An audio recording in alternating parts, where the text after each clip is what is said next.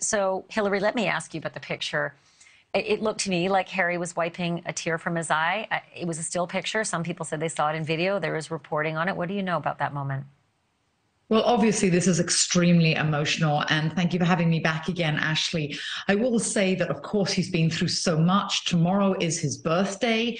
He obviously walked, as you had from the photographs earlier, behind his mother's coffin. And you said about all the Brits out. Actually, these are all people from across the Commonwealth and across the world. A lot of Americans have been interviewed. And one of the ladies first in line was a Dutch lady who also was there at the funeral for Winston Churchill and the Queen Mother. So imagine Prince Harry is surrounded basically by the world looking at him, and he's got his feelings. And I'm not certainly going to talk about anybody's feelings because we're not in his shoes. But don't forget, he's been through a lot also with all the controversies around his various interviews and what he's done with the royal family and the relationship with them. Also, he's under also excruciating pressure from that as well as maybe he's having a lot of reminiscing and wondering if he's done all the right things. And, it's up for us just to speculate. We don't know. All I can say is he is obviously mourning, and it's not at all surprising. He's always been told Right. that he wears his heart on his sleeve. Mother was concerned about that. Think about the fact that we're looking at those pictures sitting in our comfortable chair, maybe in a room with one or two people. He is walking with all of his grief in front of millions. And if you have ever stood on a stage in front of even 100 people, it is sort of jarring. You shake, you get nervous, you get worried. I know they're professionals, but still in mourning with all the pressures and troubles that you say they've been under. Just remember that they're now doing it in front of millions, hundreds of thousands of live, millions and millions around the world. So, Rob, one of the moments that was caught on camera, I've watched it 4 times, and I could watch it 100 more, is watching King Charles doing one of his official duties, just having to sign a document and having to deal with the lowly common problems that the rest of us do. Crappy pens that leak their ink. I want to roll the picture and ask you about it on the other side. Take a look. Oh, God, I hate it. No, look, it's going everywhere. Hang on. Has anybody got a job?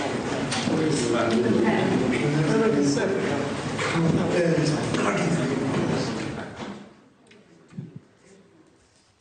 Oh, Rob Shooter, I wish the text was on the screen, because he sort of said, oh, bloody hell, and then oh, these bloody things, they always do this. And it just made me realize, he's just like me and kind of like my mom.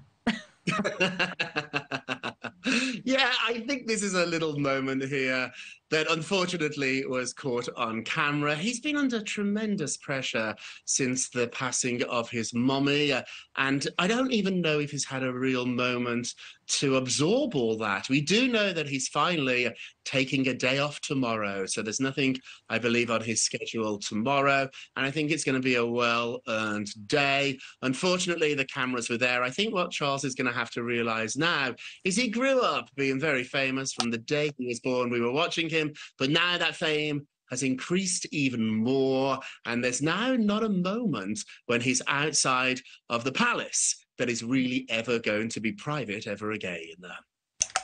So one quick last question, and this one's for you, Hilary. I don't know if you have any inside reporting on some of the logistics for Monday's funeral, because as I keep hearing, all of these funeral plans are decades in the making, written by the Queen herself. So this isn't, a scramble.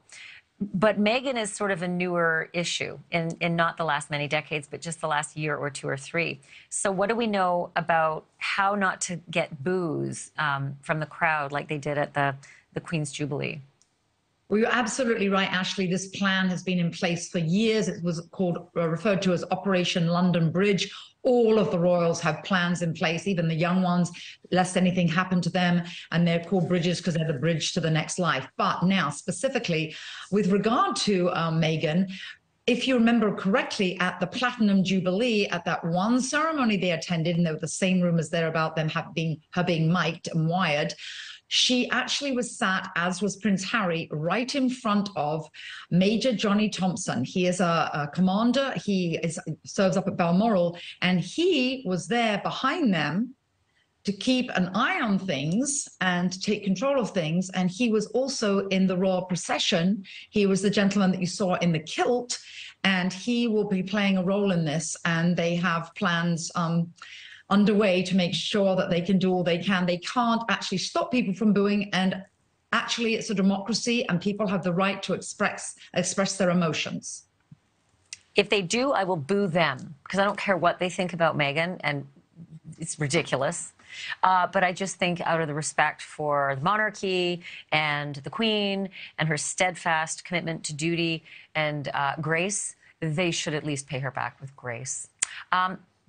Hilary Fordwich and Rob Shooter, I always love speaking to you, and I also just love listening to your accents. I just love it. I'm just going to say that right now. We So love you're your always accent. invited back. Now, come on, it's Canadian. Thank you, both of you. Thank you for watching. Go to newsnationnow.com to find NewsNation on your television provider, and don't forget to click the red subscribe button below to get more of NewsNation's fact-driven, unbiased coverage.